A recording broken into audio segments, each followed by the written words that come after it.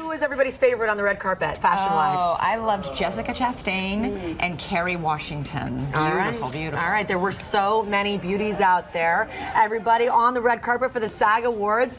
A glamorous night. The look of the evening was sophisticated and sizzling. Fashion expert Stacey London will be here with her take on the fashion. But first, ABC's Chris Connolly had a front row seat to the biggest fashion statements out there.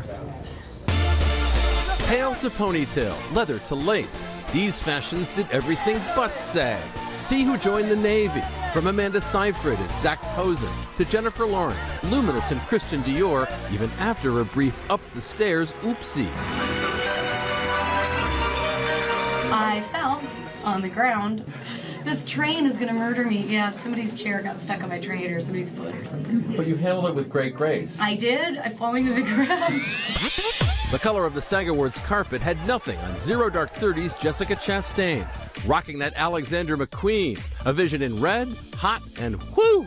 Keeping it dark and dramatic were Tina Fey, Amy Poehler, and out to there Busy Phillips, while an off-the-shoulder Givenchy, Claire Danes rocked it lips to hips, and her co-star followed suit in sumptuous Basil Soda. I knew when I walked into this one it was the right one. It just feels right. The fashion influence of the First Lady seemed much in evidence. You embraced the bangs before Michelle Obama did, didn't you? Yeah, she stole it from me, yeah. She called me and said, go, you go first. Youth kept it kicky, from 30-year-old winner Anne Hathaway of Les Mis, cutting it short in a black Giambattista Valley, to Mad Men's 13-year-old Kiernan Shipka, picture perfect in Oscar de la Renta and comfortable heels. I don't know why, but I feel good in them. Maybe it's because they make me feel confident. Nicole Kidman was radiant in Vivienne Westwood, part of a weekend where she was escorted by Aussie homegirl and nominee Naomi Watts, and by her paperboard director, a fashion icon, still having fun. Keith's in Australia right now doing his tour, so last night I went with Naomi and tonight I'm going with Lee Daniels, so I've got to find dates, you know. For Good Morning America, Chris Connolly, ABC News, Los Angeles. And for more now, we're joined by Stacey London, co-host of TLC's What Not to Wear. Welcome to GMA. Thank you so much for having me, ladies. I love the fact that you have a true philosophy when it comes to red carpet dressing. Will you share it with everybody? Yeah. Well, it was interesting. You know, Julianne Moore talked about her stylist on the red carpet last night, and I think that now that we know that celebrities have stylists, we don't necessarily think they're going to be like huge successes and big misses. Right. I think it's much more about the fact that, you know, you just want to see the woman in a dress. You want to see her and think that she's beautiful.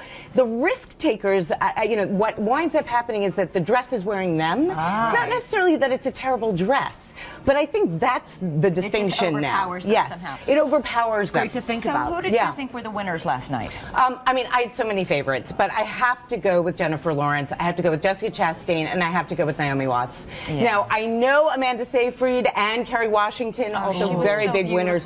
Marion Cotillard, also a big winner, but those three, Jennifer Lawrence won me over because the makeup with the dress I thought was so stunning. Dark red lip. Dark lip. Very exactly. dramatic. I liked that. Amanda looked gorgeous. Gorgeous. Don't get me wrong. That Zach Posen dress was amazing. You talk about when the dress wears the woman. Who do you think took a fashion risk? Well, I think January Jones is the girl we're talking about today because she did very severe hair. Now, part of that also comes from the fact that she went with her shorter hair, with her hair falling out. Right. So, you know, that was part of it. But that dress really wore her a little bit. And I loved that dress, actually, when it was shown originally, was shorter. And I think was a little less of a statement. I love the neckline. I loved it, too. I thought it was so creative. She was going for something a lot stronger. Yeah. You know, I think it was very rock and roll. Yeah, it was very rock and roll, exactly. It was almost punk rock. Yeah. Whereas some of the other dresses were a lot softer. All right. Well, Stacey London, we love your hits, your misses, and of course your great advice in all things fashion. And everybody, we'll have more on our website, goodmorningamerica.com.